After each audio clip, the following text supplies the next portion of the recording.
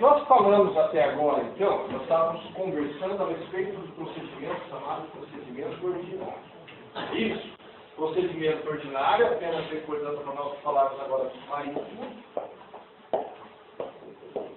Procedimento ordinário, que é aplicável como regra geral aos processos cujo valor exceda a 40 salários mínimos. Sempre? Não. Sempre.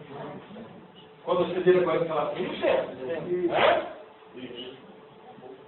Qual é a exceção que nós temos? Isso.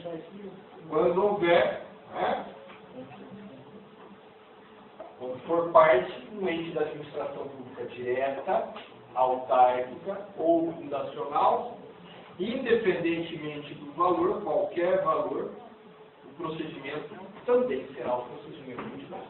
E até mencionamos, quando falamos sobre isso, dizendo, olha, isso, na verdade, essa regra é por exclusão. Né? O procedimento chamado de ordinário, ou a parte da série que trata desse procedimento, ela nunca trouxe nenhuma diferenciação, até porque até o ano de 2000, nós só tínhamos aquele procedimento.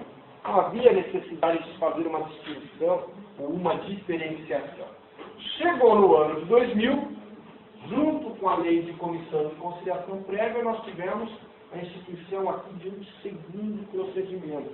Os procedimentos chamados, então, de procedimento sumaríssimo. E aí nós ficamos com aquele problema de denominação que nós temos já aqui. Nós passamos a ter um procedimento inominado, um procedimento inominado, que era o procedimento previsto na CLT desde 1943, que é o que a doutrina passou a chamar então de procedimento ordinário, que nós estudamos até agora, e passamos a ter um segundo procedimento chamado então de procedimento sumaríssimo. Esse procedimento aqui, sumaríssimo, já devidamente identificado, devidamente nominado. Né? Já não tem o mesmo problema do procedimento anterior que nós estávamos estudando. No entanto, a doutrina vem, inclusive, se vocês pegarem lá o texto de Martins, vocês vão verificar, que é o autor vocês vão verificar o seguinte, ele diz, olha, o procedimento adotado pelo legislador, ou a denominação adotada pelo legislador, é uma denominação incorreta. Por quê? O legislador se utilizou de uma terminologia, sumaríssima, aí um superlativo, quando na verdade nós não temos um sumário. Só poderia se chamar sumaríssimo se nós tivéssemos um procedimento sumário. Se não temos um sumário, não temos um sumaríssimo, ou pelo menos não deveríamos ter um sumaríssimo. Então, para o Sérgio Pinto Martins, o correto, a denominação correta deveria ser procedimento sumário e não procedimento sumaríssimo. Já nós teríamos então o ordinário e o procedimento sumário. Aqueles processos até 2 salários que tem na Justiça do Trabalho, eles fazem com outro nome. Dissídios de alçada. Mas não seria também, não seria o chamado. Mas aí que está. Na verdade, os chamados dissídios de alçada, esses dissídios que a Abel está comentando, os chamados dissídios de alçada eram, para mim eram, tá? Aqueles dissídios de até 2 salários mínimos, onde a decisão não seria sujeita ao duplo grau de jurisdição, salvo em se tratando de matéria constitucional. Quando vem o procedimento sumaríssimo, ele diz o seguinte, os processos de até 40 salários mínimos. Então, particularmente, Abel, eu penso que esse procedimento sumaríssimo ele englobou, inclusive, os chamados dissídios de alçada que existiam aí no processo de trabalho. Ou seja, a partir do momento que você tem uma legislação específica, dizendo, olha, os processos de até 40 salários mínimos, então e os de um salário mínimo? Então, estariam aí, tecnicamente, aparentemente, pelo menos, englobados pela lei do procedimento sumaríssimo. Então, os fatores de sumaríssimo e ordinário. Aqueles dissídios de alçada, que na verdade também não seriam sumários, os dissídios de alçada, chamados dissídios de alçada, e parece que acabaram sendo englobados aí pelo sumaríssimo. Em razão dessas disposições específicas sumaríssimas. Ok? Então nós temos aí esse problema da denominação, que se vocês verificarem no nosso Pinto Martins, ele vai dizer, olha, teria que ser sumário e não sumaríssimo em razão da ausência de um procedimento sumário que pudesse dar razão a essa denominação adotada pelo legislador. Na verdade, nós vamos verificar aí que essa legislação, vocês se recordam que quando nós comentamos sobre as comissões de conciliação prévia, até disse para vocês o seguinte, falei, olha, é uma legislação, ou a legislação da comissão foi uma legislação aprovada durante um recesso parlamentar, né, janeiro de 2000, o Congresso faz uma convocação extraordinária para se votar lei de comissão de conciliação prévia, não sei que urgência que eles acharam para essa convocação, né, e para votar a lei do procedimento sumaríssimo. Então foram duas legislações aprovadas simultaneamente, a toque de caixa. Nós vamos verificar aí depois que nós temos aí várias impropriedades técnicas, mas por quê? Justamente foi aprovada sem uma discussão prévia, a toque de caixa mesmo, surpreendendo todo mundo aí de um modo geral. Ok? Então nós temos lá a base legal, né? A lei 9.957, introduziu, veja lá, 12 de janeiro de 2000, né? Introduziu os artigos 852A até 852L da CL. Na verdade, aqui, o artigo 852A, né, ele trata justamente da questão da aplicabilidade. Esse artigo ele tem uma importância muito grande para nós no processo de trabalho, em razão de um aspecto que ele não trata de forma expressa, mas que, de acordo aí com os doutrinadores, está implícito nesse artigo 852A, que é justamente a questão do valor da causa. Lembra quando nós estudamos lá os requisitos da petição inicial, no artigo 840 da CLT? O que nós verificamos? Que o artigo 840 da CLT, ele não traz como requisito o valor da causa. Né? Esse valor da causa, ele passa a ser requisito a partir do momento que nós temos a introdução do artigo 852 lá, e que passa a vincular o procedimento a um valor específico, e aí nós passamos então a ter esse requisito também acrescentado aí à petição inicial. E é um requisito que, na verdade, vai acabar distinguindo o procedimento ordinário do procedimento sumaríssimo. A regra prevista é apenas aqui no sumaríssimo, mas por exclusão cria a competência lá do procedimento ordinário. Ele nos diz o quê? Os dissídios cujo valor não exceda 40 vezes o salário mínimo, né? Portanto, até e inclusive 40 salários mínimos, o procedimento será o procedimento sumaríssimo, como regra geral. É isso? Qual vai ser para nós então aqui a exceção? Também, né? Quando nós tivermos então, como parte, um ente da administração pública direta, autárquica ou fundacional. Por quê? Porque aí, independentemente do valor, nós vamos jogar o procedimento aqui para o procedimento do valor. Significa o quê? Se nós ingressarmos hoje, primeiro já falamos para 20 vezes aqui.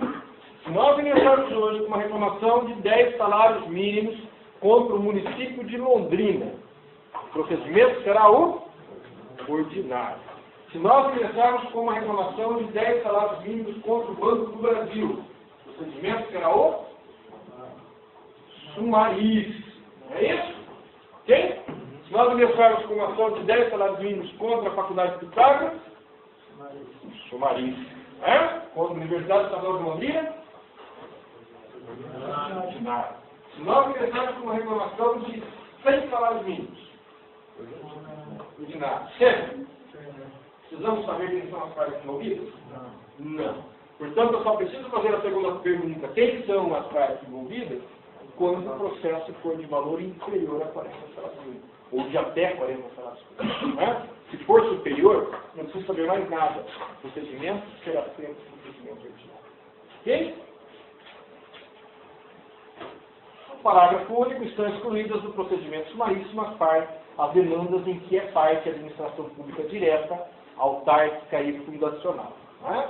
Já falamos, acabamos de dar o exemplo, mas sempre é bom reiterar, que não se enquadra, portanto, nesse conceito de administração pública direta, autárquica e fundacional, as empresas públicas e tampouco a sociedade de economia mista, porque detém natureza jurídica de direito privado e, portanto, não estão aqui albergadas pela exceção do parágrafo único do artigo 852A. Ok? Isso está bem claro para todo mundo. Tá? Ok. Quando nós vimos ali o artigo 853A, o CAP, nós temos lá os dissídios, então, de até 40 salários mínimos na data do ajuizamento. É isso? O procedimento é o procedimento sumaríssimo. Portanto, a fixação do procedimento ela se dá na data do ajuizamento. Que relevância tem isso para nós? Que relevância tem essa informação? Os valores são Na data do ajuizamento. Mas qual a relevância que se tem no decorrer do processo para nós? Vejam bem, a importância da afirmação de que o procedimento ele se fixa na data do ajuizamento é justamente que a partir do momento em que se define, que se fixa o procedimento, não é? Ele não se altera mais. Ainda que, lá no futuro, venha se dizer o seguinte, olha, essa reclamação aqui, o valor é superior a 40 salários mínimos. O que vai acontecer, ou o que pode acontecer? É uma limitação ao objeto da prescrição. Então vamos imaginar o seguinte, a parte pede lá horas extras no valor de... Parece falar de hoje vai dar quanto? 20 mil? 20 mil e alguma coisinha, né? Então eu peço lá, uma reclamação diz o seguinte, olha, eu quero horas extras no valor de 20 mil reais. Horas extras dependendo do oitavo, 44ª, no valor de 20 mil reais. Vem o juiz condena a reclamada ao pagamento das horas extras, excedente da oitava diária, da 14ª, e remete o processo, a sentença, a uma liquidação posterior. Chega lá o perito e diz, olha, na parte de liquidação de sentença, liquidação por cálculos, ele diz, olha, esse processo, esses cálculos das horas extras atingem um montante de 30 mil reais. Portanto, valor superior aos 40 salários mínimos da data do ajuizamento. O que vai acontecer? O que vai prevalecer? Prevalecer a limitação efetuada no pedido. Até porque nós vamos ver já na sequência aqui que os pedidos precisam ser líquidos, precisam ser liquidados com a petição inicial. Nós voltamos a falar sobre isso quando falarmos da petição inicial. Então, a fixação ela acontece, isso é extremamente importante, na data do ajuizamento, independentemente de qualquer relação futura. Aí eu entrei em ação hoje, o salário mínimo alterou amanhã e foi para R$1.000. Problema mesmo. Porque o procedimento ele foi fixado na data em que eu ajuizei aquela reclamação. Ou o contrário, eu entrei com a minha reclamação hoje, eram 22 mil reais, foi o procedimento ordinário. Amanhã a reclamação, ou o salário mínimo foi para R$1.000, e portanto a minha reclamação poderia ser pelo sumarista. Entrei pelo ordinário, permanece pelo ordinário, fixado na data do ajuizamento da reclamação. Ok? Vamos lá, quando nós falamos do procedimento ordinário, nós vimos e estudamos aqui que o procedimento ordinário ele tem algumas fases, não é isso? E o procedimento sumaríssimo também. E nós podemos aqui bater o olho nessas fases aqui do procedimento sumaríssimo e dizer assim, olha, é diferente do procedimento ordinário. E faltam duas fases de conciliação. Lá no procedimento ordinário, quando estudamos o procedimento ordinário, nós estamos o seguinte, olha, após a fase postulatória, nós temos uma fase conciliatória, não é isso? E após a fase instrutória, antes da decisória, nós temos uma segunda fase conciliatória. Aqui no procedimento sumaríssimo, nós não temos essas duas fases, ou esses dois momentos em que o juiz é obrigado a propor às partes a tentativa conciliatória.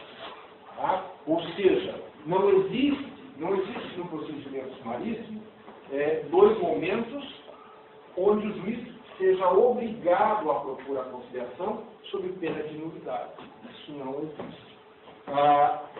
Isso significa que no procedimento sumaríssimo o juiz não deve propor a conciliação às partes? Não. Pode propor em qualquer hora. O procedimento sumaríssimo, nós temos que imaginar o seguinte, vejam bem. Nós tínhamos lá o procedimento ordinário, um procedimento mais amplo, de cognição mais ampla. Aí vem o legislador e pretende criar, então, um procedimento sumaríssimo, um procedimento mais curto, mais enxuto, com uma retórica de que a criação desse procedimento agilizaria os processos perante a Justiça do Trabalho. Uma das primeiras preocupações do legislador foi justamente dizer o que, olha, se lá existem duas fases obrigatórias para a tentativa de conciliação, onde, inclusive, a inobservância pode gerar a nulidade do processo, lembram-se disso? Então, nós vamos criar um procedimento agora que tende a ser mais sério. A primeira coisa que eu tenho que retirar é alguma coisa ou alguma fase que possa causar uma nulidade. Então, a primeira coisa é retirar essas fases conciliatórias como fases obrigatórias nesses momentos. Por quê? Porque aí já não tenho mais que falar em nulidade se o juiz, de repente, naquele momento específico, não procura uma conciliação das partes. Agora, a preferência continua no procedimento sumaríssimo pela conciliação. Então, nós temos lá o artigo 852 lá, e dizendo que, aberta a sessão, o juiz esclarecerá as partes presentes sobre as vantagens da conciliação. Vejam bem, olha a diferença com o procedimento ordinário. Esclarecerá sobre as vantagens. Não está dizendo que ele vai propor a conciliação naquele momento. E usará os meios adequados de persuasão para a solução conciliatória do litígio em qualquer fase da audiência. Significa que aqui no procedimento sumaríssimo, na verdade, embora não existam os dois momentos físicos, dizer, olha, é aqui e aqui, sob pena de nulidade. Não, aqui no procedimento sumaríssimo, ele vai poder a qualquer momento, inclusive interrompendo ali a audiência, dizendo, olha, vamos parar esse depoimento, vamos tentar uma coisa, Em qualquer fase do procedimento, ele pode tentar uma conciliação, obter uma conciliação entre as partes. Ou seja, uma liberdade, inclusive, muito maior para que se faça ou para que se tente um acordo no procedimento sumaríssimo. E sem aquela rigidez daqueles dois momentos que podem, eventualmente, vir a gerar uma nulidade no processo. E observem vocês aqui também que, no procedimento sumaríssimo, aquela falha que nós temos no procedimento ordinário, ela pode ser corrigida pelo juiz. Lógico, na prática isso não acontece até pelo volume, pela demanda e etc. Mas ela poderia até ser corrigida eventualmente.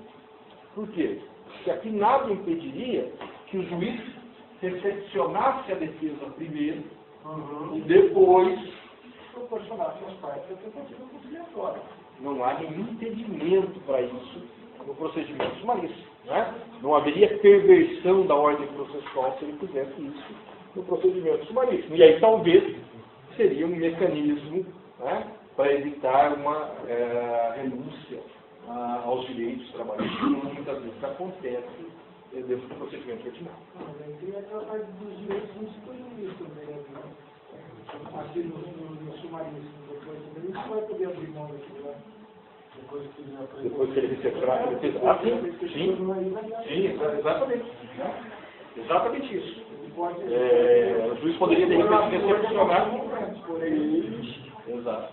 Acho que fica mais fácil isso.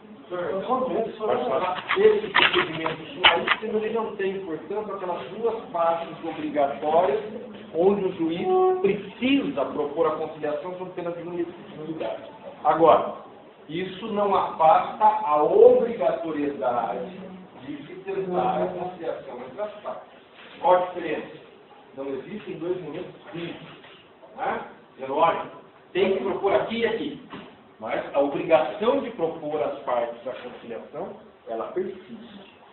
Com uma liberdade muito maior por parte do magistrado, que aqui no procedimento sumaríssimo pode, então, a todo momento, estar interrompendo, né, parando a audiência, dizendo, olha, vamos tentar novamente aqui uma composição, vamos tentar uma conciliação, e assim sucessivamente. Não há perversão da ordem jurídica porque não há momento específico para a tentativa de conciliação. Mas há a obrigatoriedade da tentativa de conciliação. Tá? Então a diferença fica apenas na questão do momento apropriado, que aqui é diferente então do procedimento ordinário. E,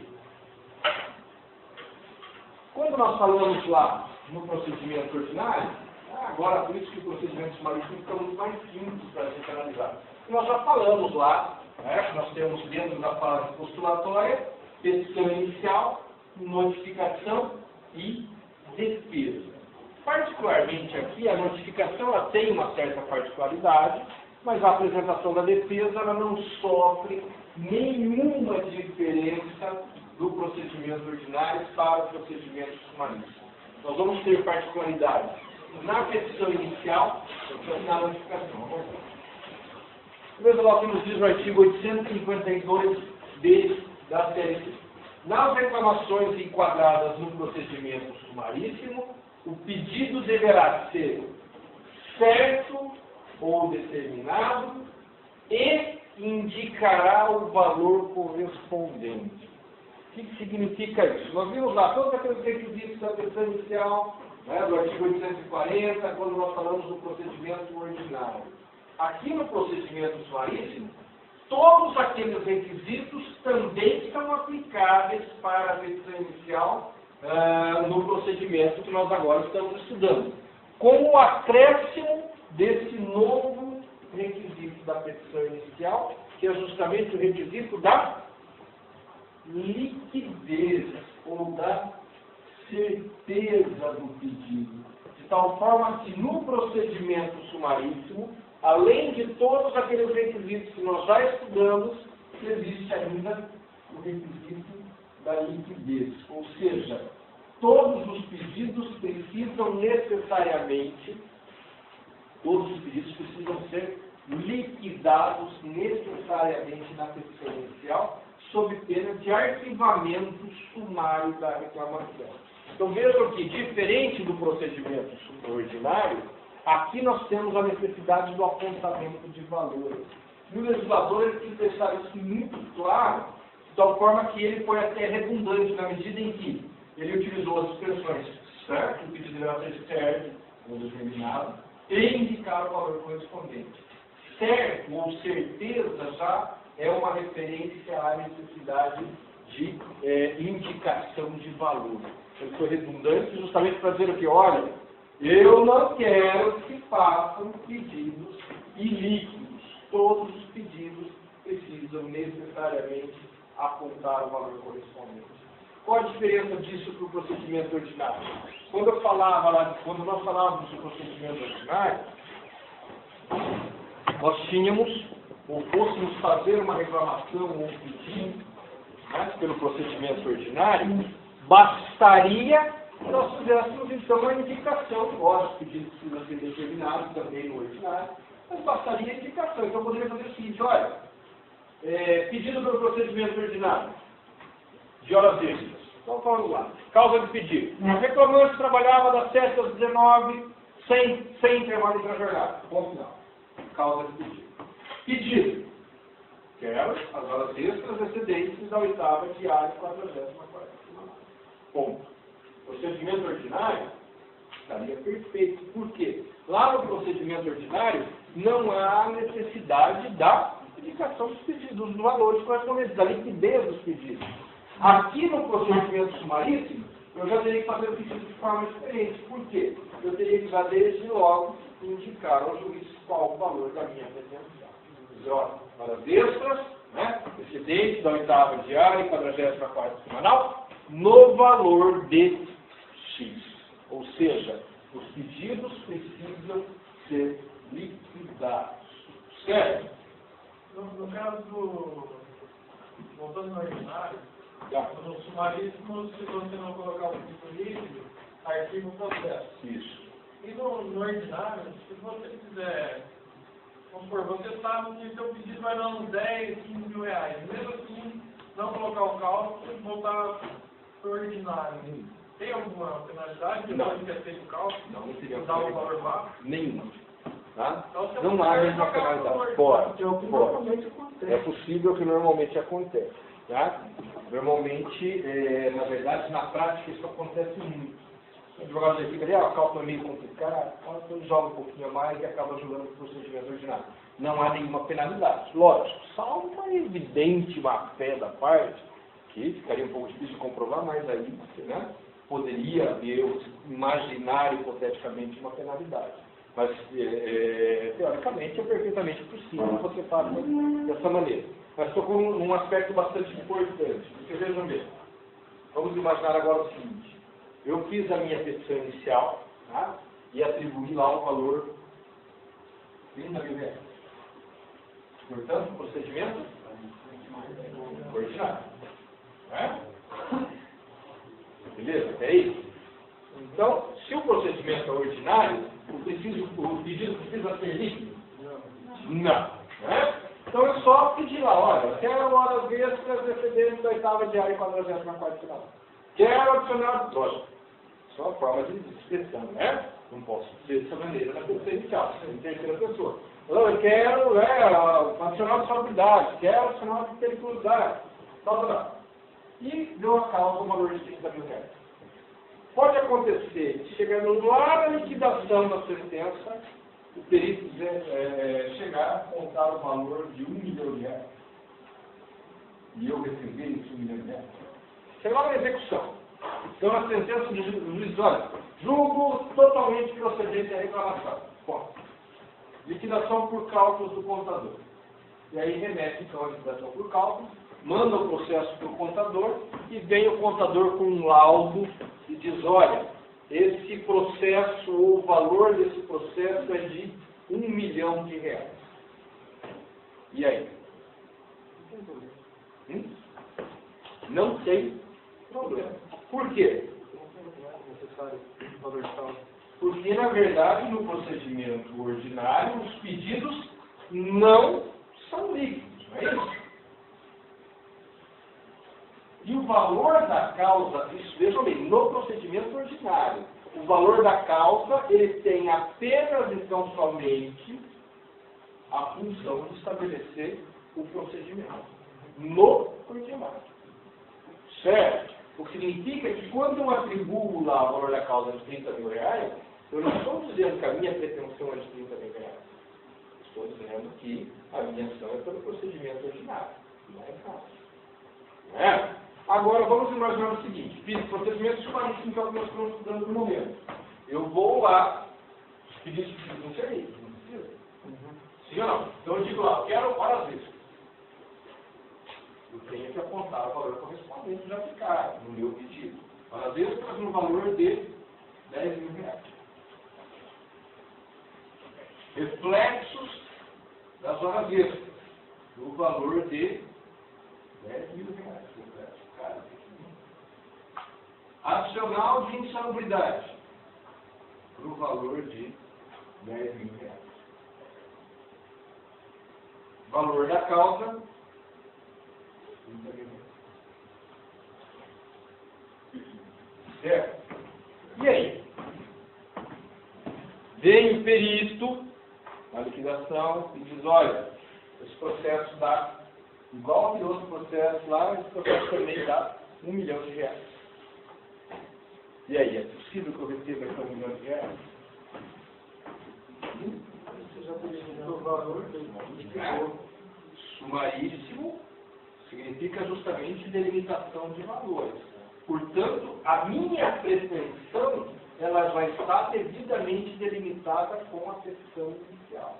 O que significa que eu não posso receber mais do que eu pretendo. Eu não posso receber mais do que aquilo que eu pedi. Aí é diferente do ordinário. Né? Aqui no ordinário eu não estou dizendo que eu quero 10 mil de horas extras ou que eu quero 30 mil. Eu estou dizendo que a minha pretensão ela não está liquidada e que aquele valor ali é apenas para definir o risco procedimental. Aqui no sumaríssimo não. Eu estou dizendo, olha, as minhas horas extras na cidade, né? Já não das 30 mil, vamos ser sumaríssimo, né? Vamos colocar aqui, vamos tirar os 10 mil, 20 mil. Mas aqui no sumaríssimo eu estou dizendo o seguinte, olha, as minhas horas extras, que eu trabalhei, que eu cumpri na empresa, elas importam em 10 mil reais. Eu já estou dizendo isso e estou preenchendo isso. Portanto, né, o juiz deve julgar dentro dos limites do pedido. E assim sendo, a liquidação também não pode alcançar mais do que aquilo que foi pedido e que foi definido pelo juiz. Ok? Então essa é uma das grandes diferenças quando nós falamos de petição inicial, pelo procedimento ordinário e pelo procedimento sumaríssimo. Seja na técnica ou na hora de se peticionar, seja nos efeitos futuros com relação a uma eventual liquidação. Ok isso aí? Ok. Você tem um exemplozinho aí, né? Que é justamente das horas extras. Nós colocamos mais a título de exemplo, só para que vocês verifiquem como é que nós fazemos pedido nesses termos. Se nós estivéssemos falando aqui apenas do procedimento ordinário, não saímos como? Requer a organização da reclamada o pagamento das horas extras, especifica, pagamos quais as horas extras nós queremos, paramos por aí, com a necessidade de delimitação de valores. Quando o procedimento é o sumaríssimo, aí já há necessidade que se apontem os valores correspondentes. Essa delimitação dos valores no procedimento sumaríssimo, ela tem chegado ao absurdo de muitos juízes exigirem, inclusive, a liquidação do pedido de honorários, né? Sob pena de arquivamento da reclamação e arquivamento sumário da reclamação. Quando, na verdade, no direito, no processo civil, e é de lá que vem a regra dos honorários, nós entendemos que os honorários são aplicáveis no processo do trabalho, já estudamos aqui os postulantes, né? Mas se entendermos ou imaginarmos que os honorários seriam aplicáveis, a regra teria que ser do 20 do CPC. E não há necessidade sequer de pedido expresso, muito menos de uma liquidação desse pedido. Mas a Justiça do Trabalho, alguns julgados importantes, eles têm entendido que até o pedido de honorários, se houver, ele deve ser devidamente liquidado. Foi? Deve ser devidamente liquidado e, portanto, ficar dentro desses 40 salários mínimos para que a reclamação esteja sujeita ao procedimento sumaríssimo. E vejam bem, a penalidade que nós temos pelo descumprimento. Não se fala aqui no procedimento sumaríssimo em extinção do feito sem resolução do mérito, muito embora a consequência seja a mesma. Mas nós não temos a previsão como temos no CPC, e se não temos essa previsão, né, e temos uma previsão de uma sanção explícita, expressa, não haveria a possibilidade de nós nos recorrermos ao Código de Processo Civil por subsidiariedade, porque não há lacuna na lei, e nós não temos a previsão da emenda da petição inicial na hipótese de do reclamante não atender aos requisitos ou ao requisito da liquidez. A consequência para o não atendimento, para a não apresentação de pedidos líquidos, é imediatamente o arquivamento da reclamação com a condenação ao pagamento de custas sobre o valor atribuído à causa. Né? Então vejam vocês novamente, primeiro, a expressão valor da causa, né? Que até então nós não tínhamos como requisito da petição inicial. Aí vem uma lei e diz, olha, tem uma penalidade incidente sobre o valor da causa, quer dizer, tem necessidade de haver o valor da causa. Né? Então é isso que vem essa lei do procedimento sumaríssimo reforçado.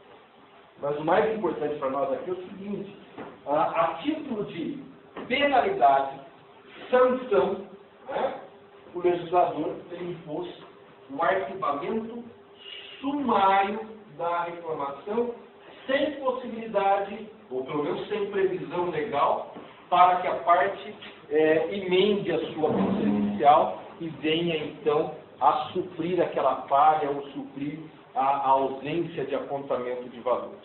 Na prática, alguns juízes, especialmente aqui em Londrina, uma forma de amenizar essa regra, eles têm determinado a emenda da petição inicial. Determinam a emenda, então concedem ao reclamante um prazo, determinam a emenda para que se apontem os valores, e apenas, se não emendada a inicial no prazo concedido, é que eles têm determinado o arquivamento da reclamação. Lógico, existe fundamento para isso, que é o fundamento justamente no princípio da economia dos atos processuais. Se eu determinar o arquivamento, né, vai arquivar, o reclamante vai ingressar de novo, porque houve a interrupção da prescrição, o arquivamento é equivalente à extinção sem resolução do mérito, portanto há possibilidade de renovação do pedido, então os juízes, na maioria das vezes, preferem possibilitar a emenda do que aplicar a penalidade de sanção, a penalidade de arquivamento. Mas a pena, a sanção expressa na CLT é a do arquivamento sumário. Não há possibilidade de emenda pelo texto legal. Certo? Não apresentam pedidos líquidos, arquiva-se sumariamente e condena o pagamento do ponto. Né? Quer entrar de novo com a reclamação, não tem problema, paga as custas e entra de novo.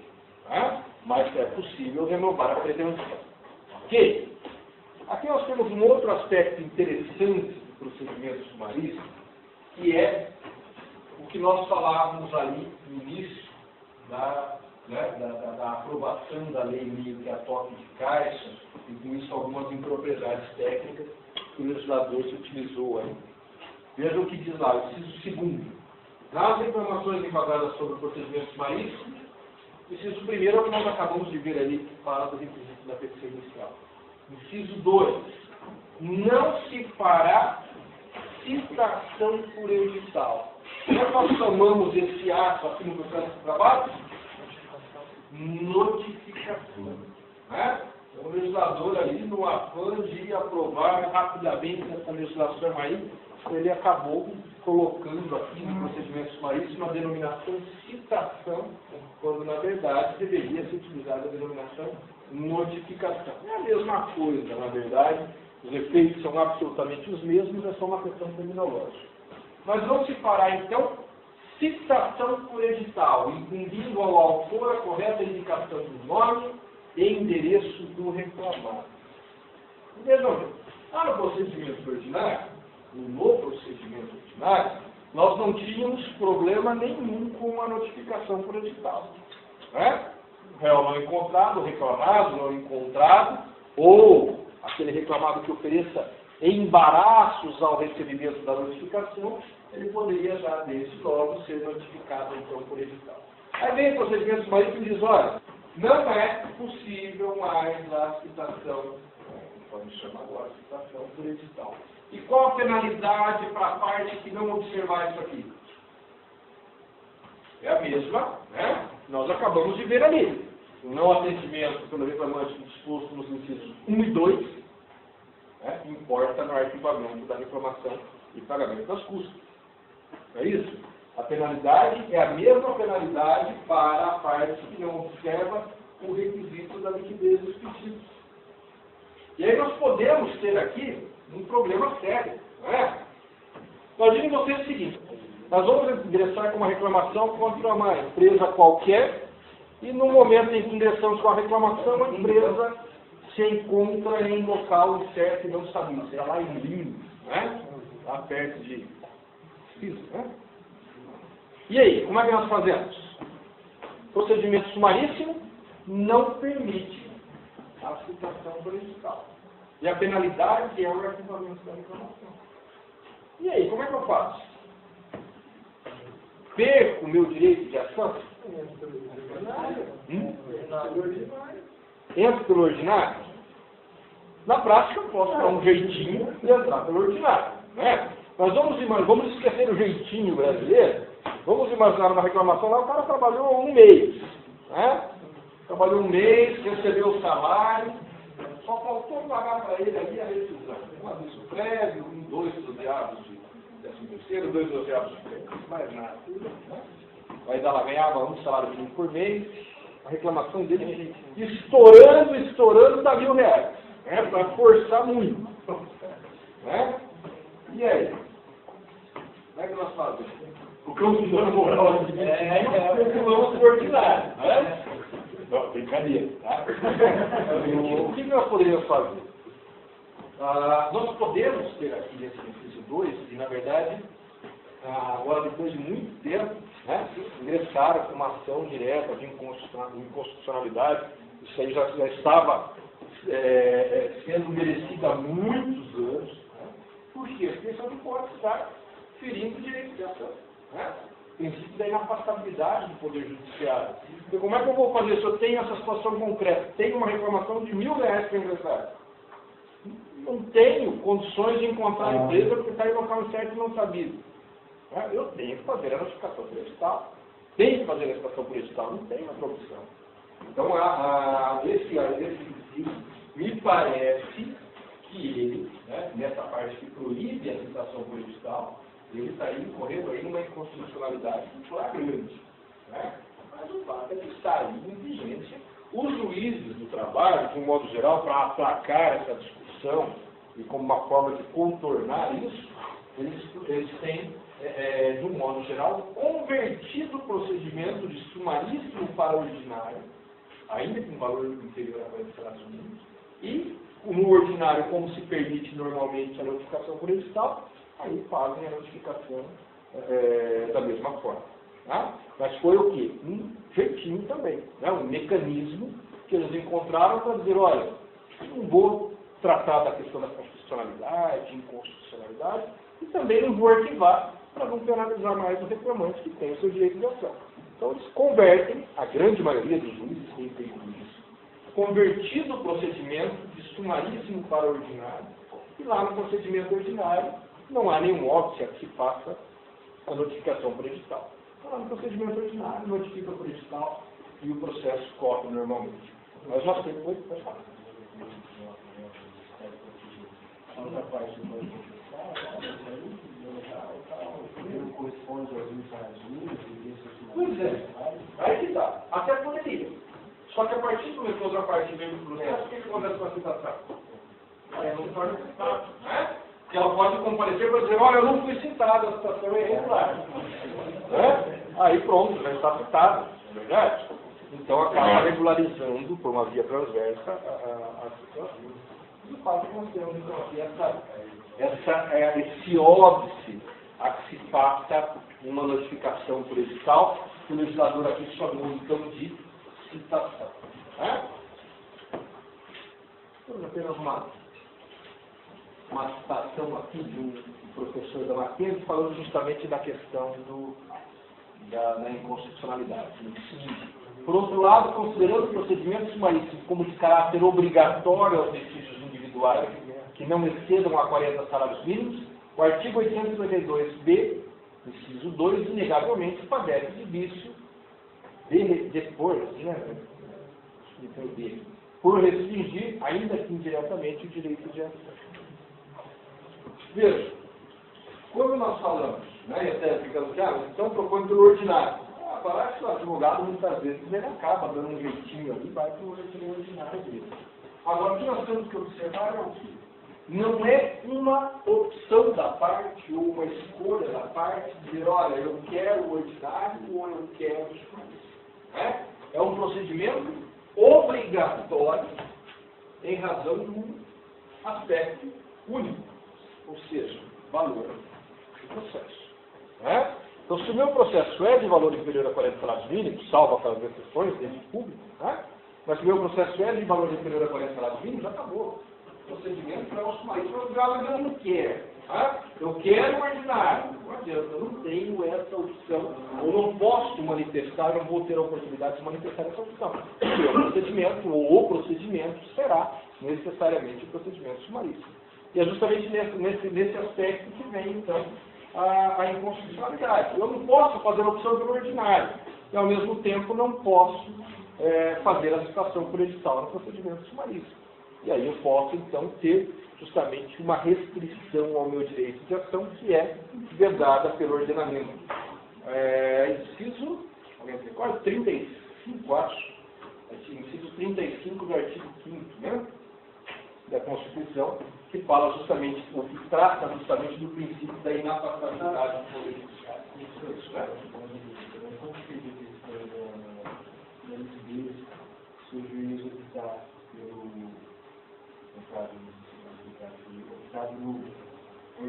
pelo ordinário? Sim. Aí não há problema nenhum, porque na verdade, quando eu ingressei pelo sumaríssimo, eu já apresentei pedido líquido. Converteu para o ordinário, o pedido continua sendo líquido. A diferença é no ordinário. Mas é interessante a sua pergunta. Eu posso fazer no ordinário pedido líquido? Pode. Posso normalmente. Né? A questão é, eu não sou obrigado a fazer pedidos líquidos no procedimento ordinário, mas posso também. Oi. Aí eu ligo minha pretensão. Não tem que ir para cálculo de qualquer forma, não. Pode ir para cálculo, mas limitado à minha pretensão, ao objeto da minha pretensão. Então vamos imaginar que eu faço a hora extras no valor de 100 mil reais. Tá? Eu limitei a minha pretensão a 100 mil reais. Portanto, pode até ir para cálculo, mas a minha pretensão está limitada. Se der 120, né, o cálculo vai se limitar aos 100 que eu conheci. Mas e se eu limitei a esse e não limitei o reflexo? Não, aí não tem problema. Tá? Os reflexos podem ser de valor superior, mas o pedido principal Se eu posso pode. Né? Na verdade, isso acontece bastante. Né? Às vezes, por exemplo, nós temos um livro aqui da Quinta Vara, Dr. Manuel. Em algumas situações em que ele tem dúvida se o valor realmente seria pelo ordinário, se é sumaríssimo, ele manda o reclamante emendar a petição, ainda quando se apresenta o valor da causa superior a 40 salários mínimos. Diga, olha, emende a petição inicial para apresentar pedidos líquidos, sob pena de arquivamento. Obrigando a parte a fazer o quê? A liquidar pelo menos alguns pedidos. Né? Então aí você vai lá e liquida um ou dois. Por exemplo, liquida as horas extras. Liquidei as horas extras, já deu 30 mil reais. Pronto, não preciso liquidar o resto. Já demonstrei que o valor é superior a 40 salários mínimos. Mas aquele pedido passa a ser líquido. Né? Então isso às vezes acontece. Na prática, sendo dado procedimento ordinário, a maioria ou todos os processos da procedimento ordinário é sem ser líquido, né? Não. Apresentamos lá, tá. certinho o valor. Tá, Hora execução, tal, superando 40 salários mínimos. Entendi. Tudo isso, não aparenta mais uma certeza, alguma coisa. Não, nem um pouco. Tá? O que eu queria dizer para você, essa é uma questão bastante interessante. O procedimento sumaríssimo, da forma como ele foi concebido, ou o projeto de lei, embora não tenha passado por discussão, mas da forma como foi apresentado o projeto de lei, ele era interessante. Ele talvez servisse a propósito para aquele meio. Talvez não 40 salários mínimos, mas que para 10 salários, 5 salários, alguma coisa diferente. Mas no projeto de lei dizia o seguinte, pedido precisa ser líquido, e a sentença também precisa ser líquida. No projeto de lei foi dessa forma que foi colocado. A liquidez da sentença foi aprovada, foi vetada na época pelo presidente da República e o veto foi mantido. Mas imagine você o seguinte, se o juiz fosse obrigado a dar sentença líquida, se eliminaria uma fase do processo, né? Seria fase de liquidação. Tá? Então aí talvez, aí sim, aí demonstraria talvez mais certeza, né? Não é mais claro, se está aplicando procedimentos mais. Aí eu demonstraria certeza, a parte teria que ter uma responsabilidade maior, o juiz, inclusive, na sentencial, e eliminaria a fase de liquidação do sentença. Agora, o procedimento ordinário, acima de 40 salários mínimos, você atribui valor ao pedido, você não está demonstrando certeza nenhuma, até porque o juiz não vai conferir se aquele cálculo está certo, né? Vai determinar por liquidação de sentença, limitado a sua pretensão. No sumaríssimo já faz isso, né? Você faz lá processo de 5 salários mínimos, 10 salários mínimos, apresenta valor, tudo certinho, determina a liquidação de sentença por cálculos, limitada a sua pretensão. Mais limita, mais determina a liquidação por cálculo. Tá? Então, se o projeto tivesse sido aprovado da forma como concebido, eu acho que nós teríamos tido um avanço muito grande. É verdade. Quer dizer, olha, o advogado tem que fazer esse cálculo, mas o juiz também. Né? Porque hoje é a obrigatoriedade só do advogado. Você tem que apresentar pedidos simples. Mas o juiz dá a sentença e nem olha para os seus cálculos.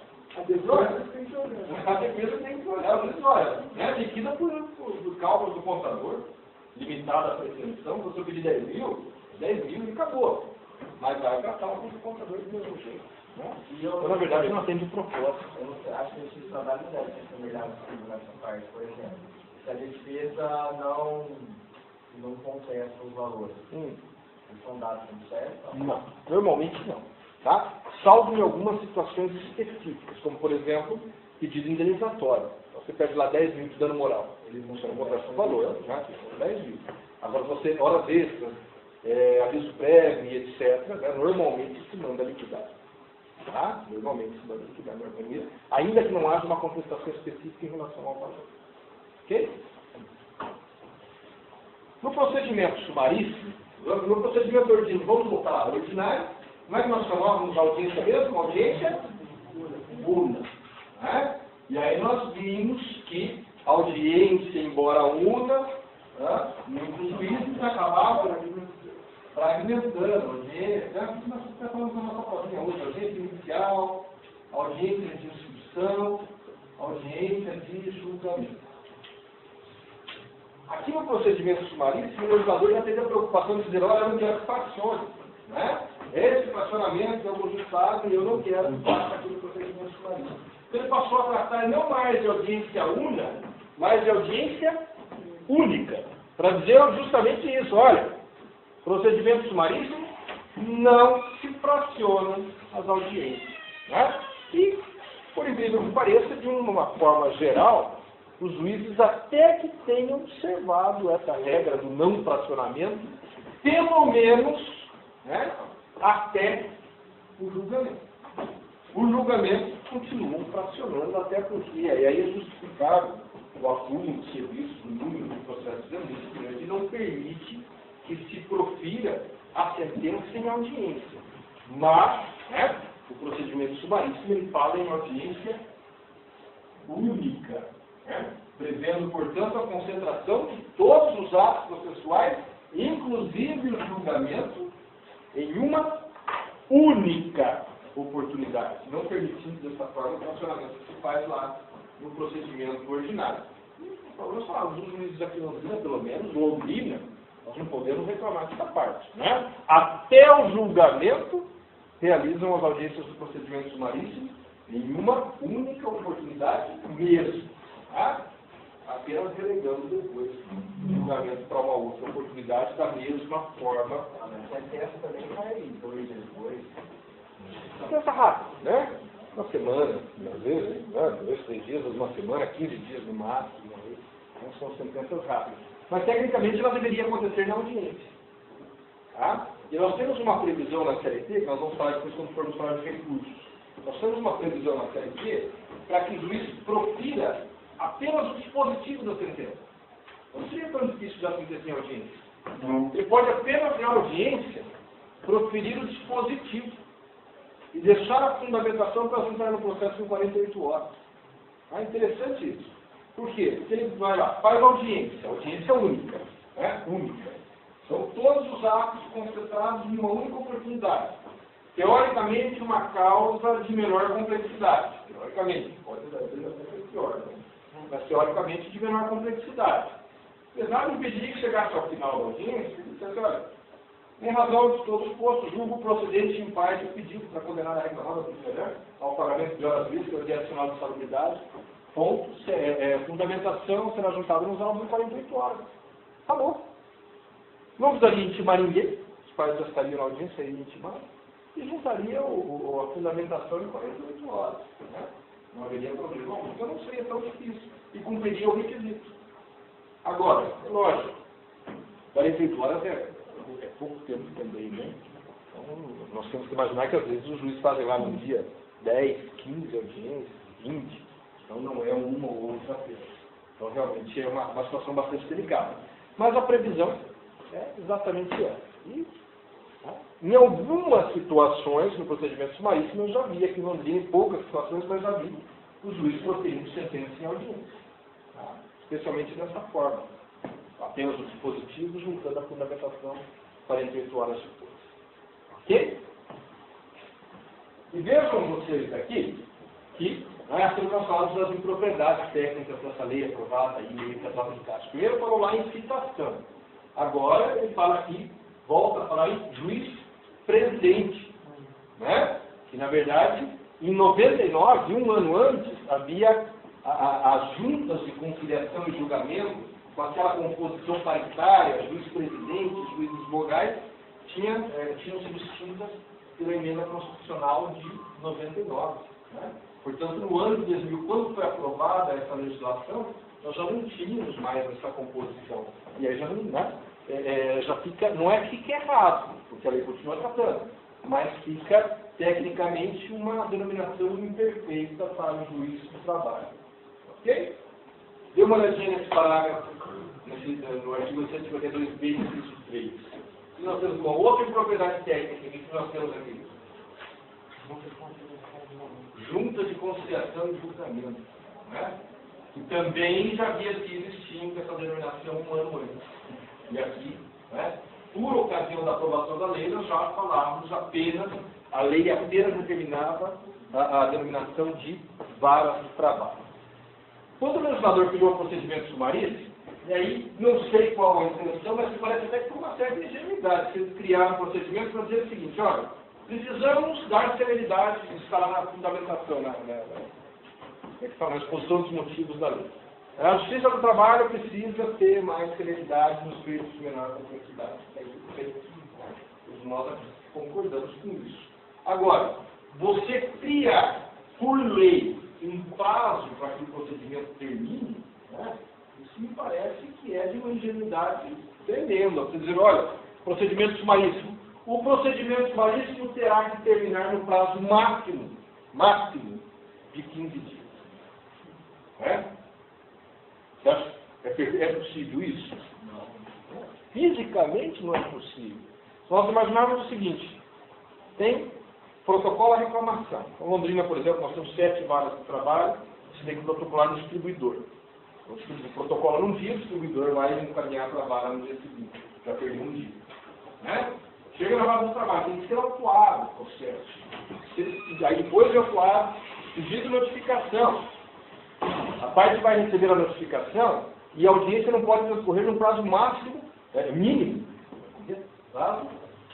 Entre o recebimento da notificação e a audiência, tem que transcorrer um prazo mínimo de 5 dias. Já se for 10 dias, aí tranquilamente. Né?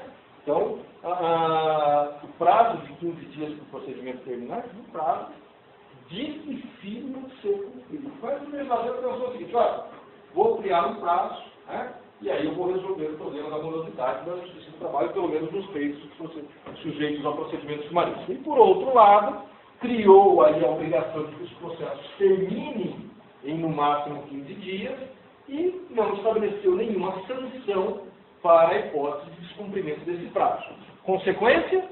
Não é cumprido o prazo. Esse prazo não é cumprido por nenhuma, pelo menos em Londrina, nenhuma das varas de trabalho. Nós temos situações aí que o procedimento sumaríssimo, ou que uma reclamação sujeita ao procedimento sumaríssimo, ela tem tramitação idêntica ao do procedimento ordinário, né, sem nenhuma diferenciação.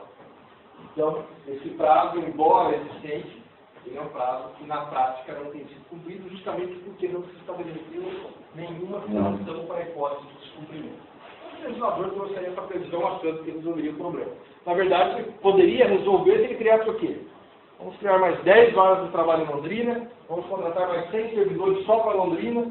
É isso? Resolveria o problema da morosidade? Resolveria. Na verdade, resolveria tranquilamente. Aqui nós temos varas de trabalho, por exemplo, Jaguariaíva, Engenheiro Beltrão, Ivaiporã. Os processos terminam em no máximo um mês. Tranquilo? Tranquilo. Não importa se é procedimento sumaríssimo ordinário. Por quê? Pelo volume de processos, não é? Pelo volume de processos e face do volume de servidores. Então é perfeitamente tranquilo, perfeitamente possível que os processos eles sejam agilizados, ainda que você não tenha uma lei dizendo que ele precisa terminar rapidamente. Tá? Os procedimentos sumaríssimos têm então essa previsão, mas é uma previsão estabelecida sem nenhuma sanção. Quando nós temos uma norma sem sanção, nós temos, na verdade, o quê? Uma mera recomendação. Não é verdade? Por quê? Porque não se estabelece nenhuma sanção para a hipótese de descumprimento e tampouco se exige que se faça qualquer justificativa acerca do motivo do extrapolamento do prazo. Ok? Continuamos na próxima aula? Então vamos.